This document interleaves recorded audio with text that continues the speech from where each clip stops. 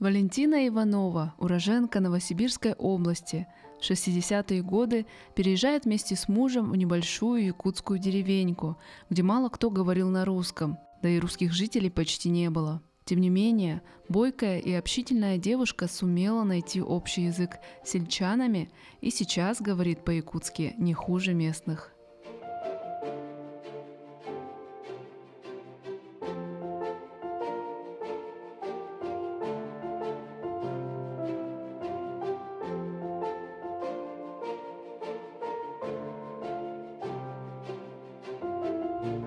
В 1940 году в селе Полойка Краснозерского района Новосибирской области в простой многодетной семье родился шестой по счету ребенок – девочка, которую решили назвать Валентина.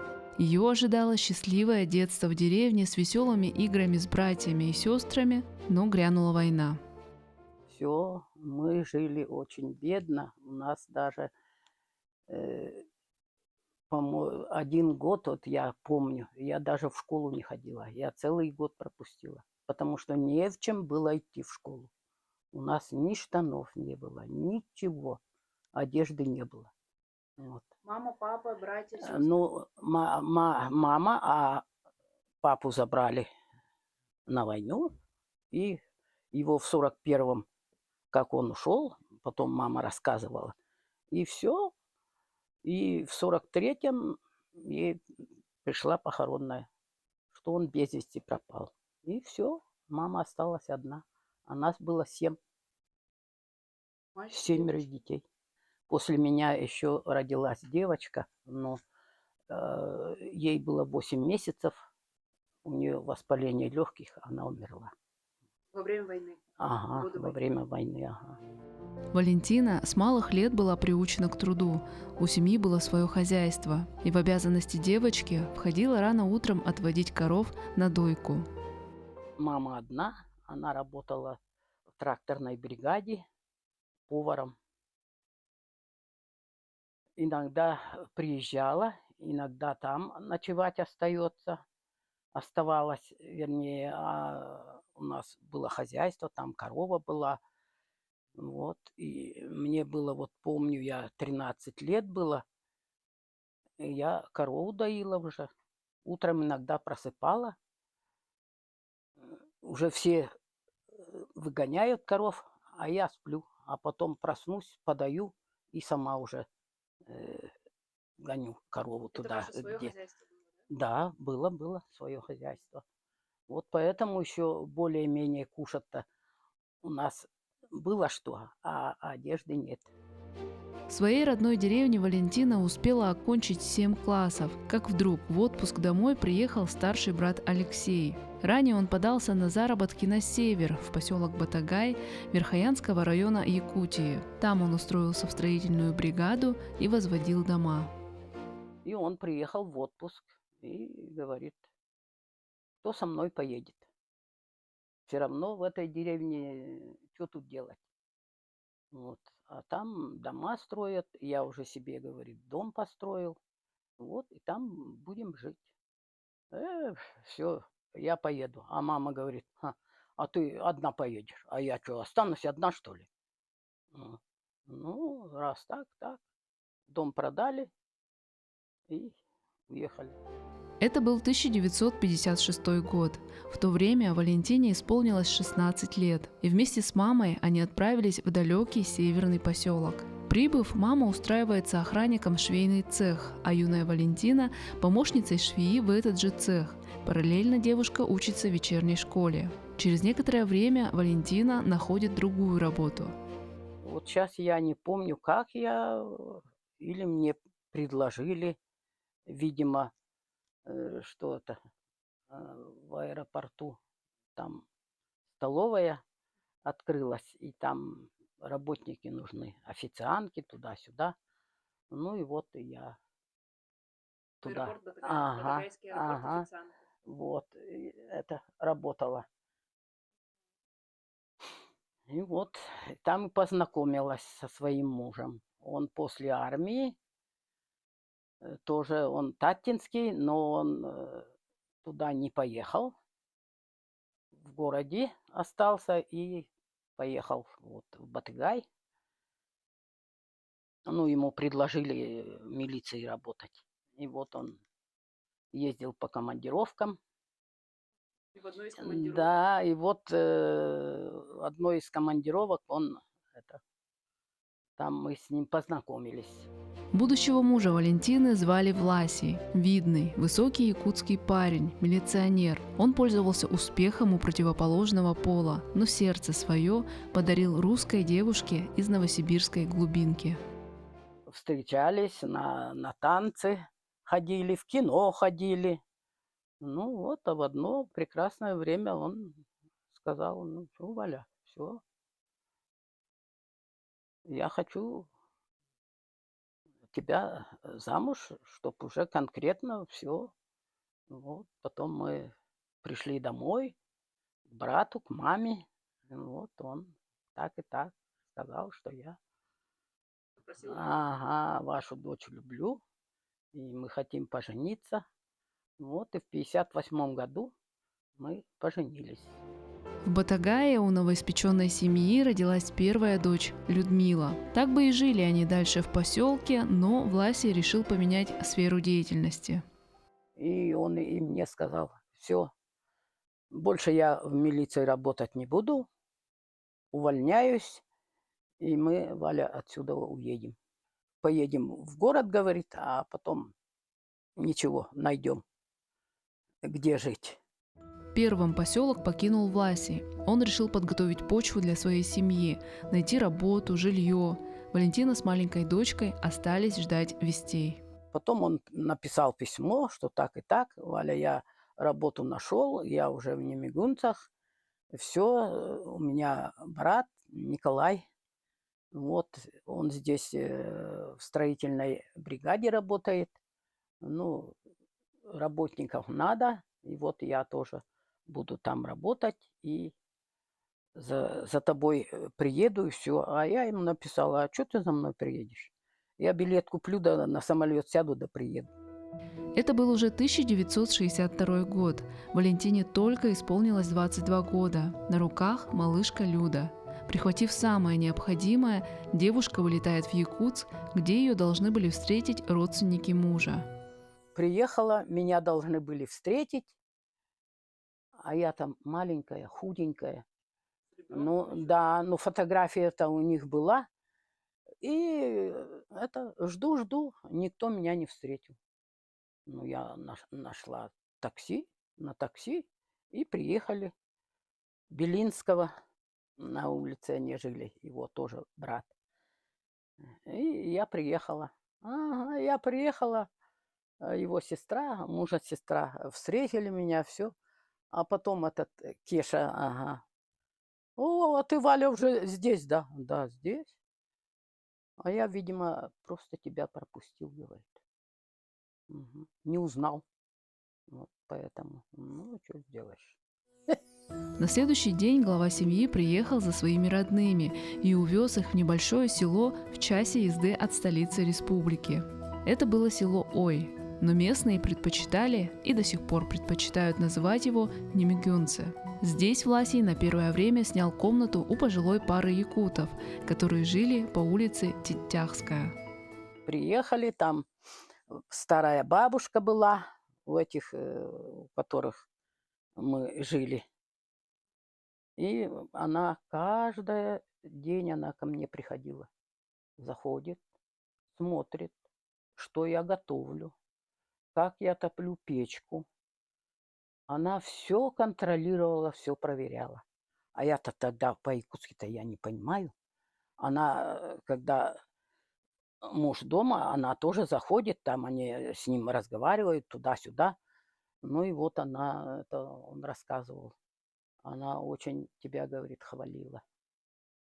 Такая, говорит, молодая, такая худенькая, да еще ребенок и печку топит, и кушать готовит, и все дома убирает. О, дома был порядок, все.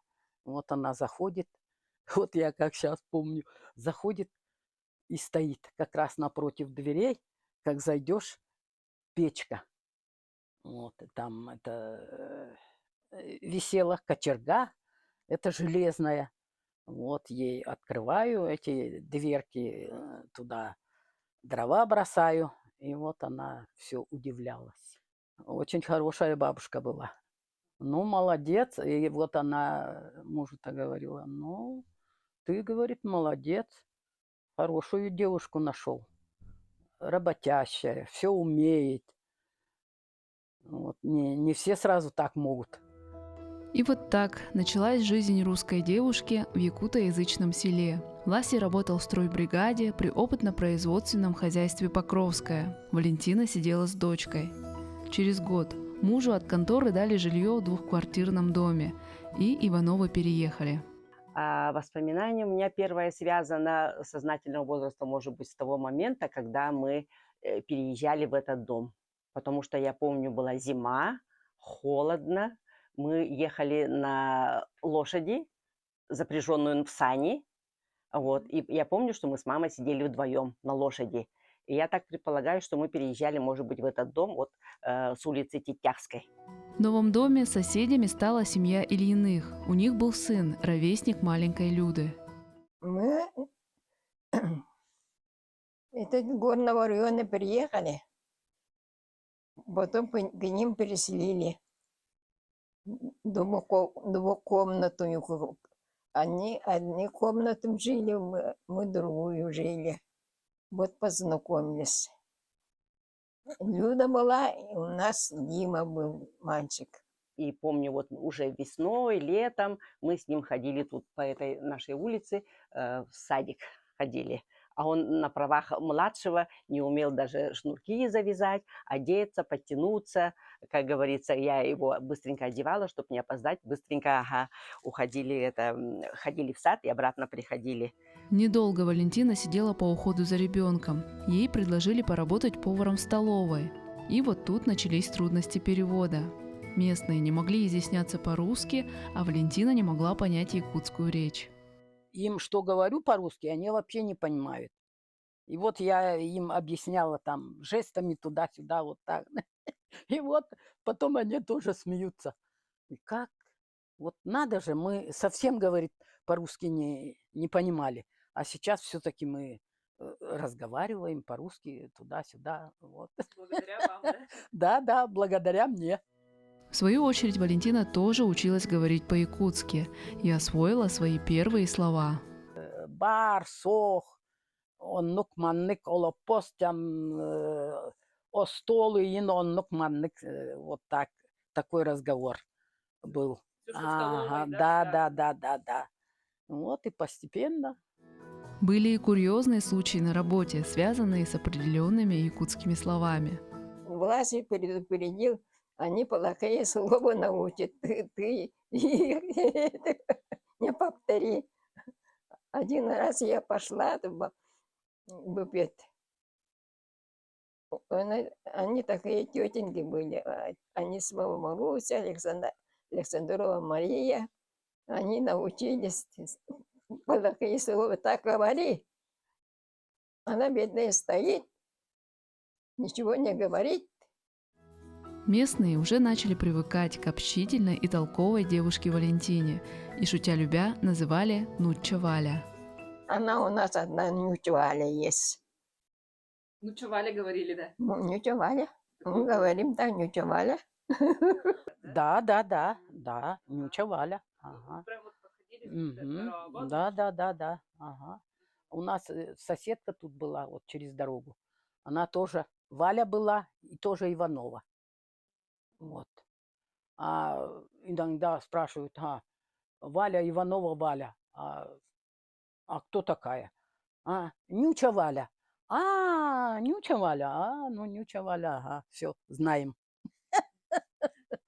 Затем Валентина ушла работать продавцом в продовольственный магазин, а муж Власий, получив соответствующее образование, устроился учителем истории в школу. Тем временем, вслед за первой дочкой, родились еще 2 девочки и долгожданный сын. Надя, вторая дочь. Надя в 63-м, 15 июля. Вот. Ага. Третья дочь Лариса, 65-й, 28 июля. Вот. И самый младший сын Евгений, да, единственный, неповторимый, 69-й год, 19 июня. Так, все летние. Да, все летние, июньские и июльские. Обычно бывает мало детей. Ну, вот если говорят, что у нас мама русская, да, вот у русских бывает мало детей, 1-2, вот, а у нас 4 детей. И мы себя не считали, как будто вот ничем не отличались, не пытались отличаться от других якутских семей, и наравне с ними это общались, как будто мы вот, ну, не было никакой такой особенности, что вот у нас мама вот русская, что надо это выделять как-то. У нас все было это на общих основаниях, и мы считали себя якутками. Проработав в торговле 17 лет, героиня передачи перешла в опытно-производственное хозяйство Покровское овощеводом. Затем устроилась ночной няней в пришкольный интернат и уже оттуда вышла на пенсию. Где бы ни работала Валентина, она всегда отличалась трудолюбием, добросовестностью, а еще в каждом месте практиковала свой якутский язык. Да так, что сейчас по большей части говорит на нем. Я сейчас больше на якутском говорю. Мне вот, когда вот и с русскими разговариваю, как-то мне по-якутски, я, когда говорю, мне как-то свободно. А когда это по-русски говорю, что-то там задумываюсь, как-то что-то не так. А по-якутски мне свободно. Сейчас я по больницам езжу много, и как услышат, что я по-якутски говорю, и все радуются, такие довольные. Ой, я бы никогда не сказала, что вы, ага, русская женщина, ага, и так хорошо говорите по-якутски. Особенно вот сестры, которые уколы делают, эти капельницы ставят, вообще удивляются. Но не все сразу удавалось. Якутский не самый простой язык, особенно если дело касается дифтонгов, долгих гласных и других специфических звуков. У нас же вот в якутском языке о, е, а, вот это вот, да, она не до конца договаривала. Вот. И был такой акцент, что свет ушел. Ага, и она спрашивает, от барбет. Ага, и она не могла выговорить от барбет. А, например, разговаривали про одного бригадира, который уехал на поле замерять стога сена. Ага, а она, наоборот, говорит, что поехал от мерить диварбет. Уоту мерить диварбет. Ага. И я у нее спрашиваю, тох сонун? Она говорит, сонум, сох. Это она хочет сказать, что у нее новостей нет, а получается сонум – это пальто. Как будто бы нет пальто. А, понятно, сегодня пальто нет, я говорю. Что касается якутской кухни, то героиня передачи умеет готовить практически все ее основные блюда. Ойос, хан, потроха, караси. Вот это я все готовлю. И, и все кушаем. А кто вас научил? А кто научил? Я работала в столовой. И это я научилась, да. Конечно, у мамы у нас были разносолы. Вот, она вот капусту, овощи, все вот это, значит, готовила. Все удивлялись, любили ее разносолы.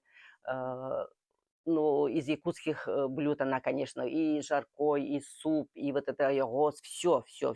Потому что папа у нас еще был охотник, он же постоянно ходил на уток по сезону, да, и зайчики были, помню, и утки были, да, и караси у нас все время были, и питались вот натуральной пищей, да, у нас все было такое вкусное, помним до сих пор.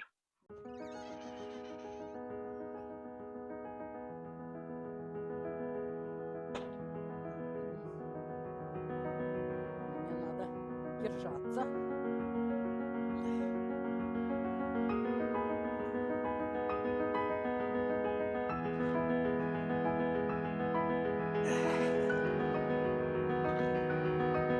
История жизни Валентины Ивановой – это история смелости, решительности и открытости этому миру. Несмотря на экстремальные условия жизни, незнание местного языка, традиций, менталитета, героиня передачи обрела в Якутии свое место – любовь и семейное счастье.